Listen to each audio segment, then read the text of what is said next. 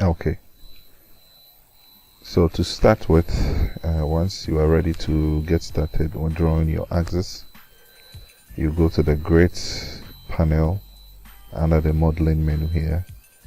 You go to grids, click on grids. We will consider two types or two ways of drawing grids in Prota Structures. The first is this option, the grid option right here. So once you give it a click, you can see the property dialog box pops up like that. You can draw anywhere to start with. You give it a click and then it's like a rubber band. You can pull it at any direction you want to. Remember, grids are imaginary lines. They are not necessarily a part of the building design itself, but they are imaginary lines that can denote the structure, the position, and direction and views, and the lines of rotations and so on. Axis can be used to also align elements in the design and also to arrange and plan spaces. It can also help you give dimensions to your building as well. So it actually makes up the layout of your building. It can be very useful for any architectural or structural drawings. It also helps you give references to your columns and other elements of your building. So you just cannot do without axis in any building design. So once you give it a click, you have this rubber band. In order to control the directions and snap it perpendicularly, you hold on to the control button, and as you can see, you can just pull it on a straight line horizontally like this. Once you get to the desired length that you want for the axis, you give it a click. It automatically gives the name of the axis as labeled right here. If you want to change it, you can immediately go to the property dialog box this side and then change the name. For instance, I want to change the label to A from 1. Once I type in A here, I click on update, and then immediately I see the change. Okay. So assuming the length of this axis is not satisfactory or not up to the requirements you want, you can immediately increase the length or reduce the length as you want. So in this particular case, I will give this axis a click and then go to stretch axis under the contextual ribbon here. Give it a click, and then when you come down here at the command line, it says pick a point closer to the end to be stretched of the selected axis.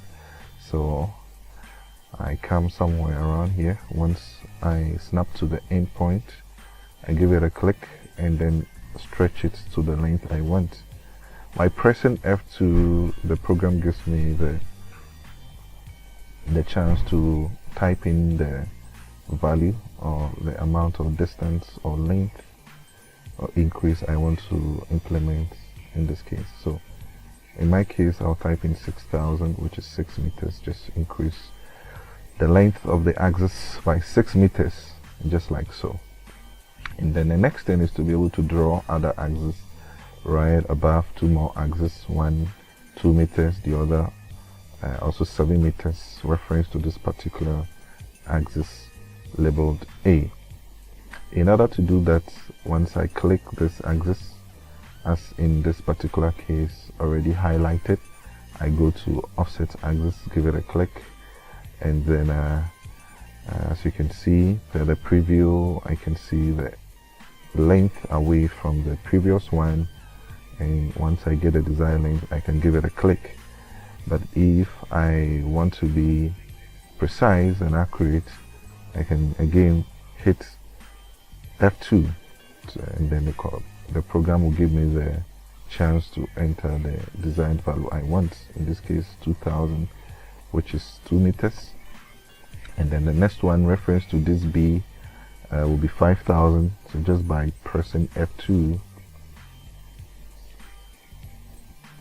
5,000, just like so. So the two axes have been drawn. Once I'm okay, hit escape a couple of times to get out of the command, and then I want to now start drawing axes perpendicularly to these three horizontal axes. So more or less I want to draw my vertical axis just like so. So I go back to the grid command, and then I'll start to draw my axis from top or from bottom to top like so. Again, I want to draw a straight line, a perpendicular line just like so.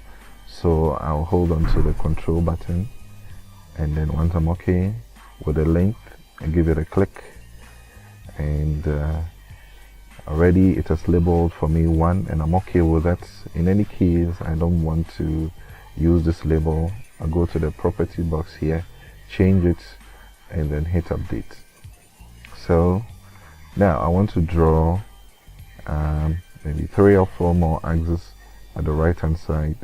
2 will be 4 meters away from this one, the next one will be 2.4, and then 2 extra 4 meters away, just like so. So in order to do that, I will hit escape or close this property dialog box, give this axis a click again, then go to offset axis, and then bring it to this direction, hit F2, type in 4000.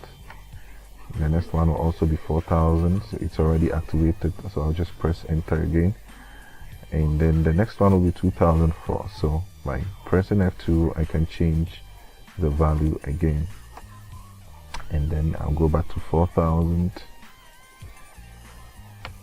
then 4000 again, hit enter, hit escape a couple of times to get out of the command, just like so. And this is how you draw axes by taking advantage of the grid command under the grid panel, also under the modeling menu. So quite easy and simple.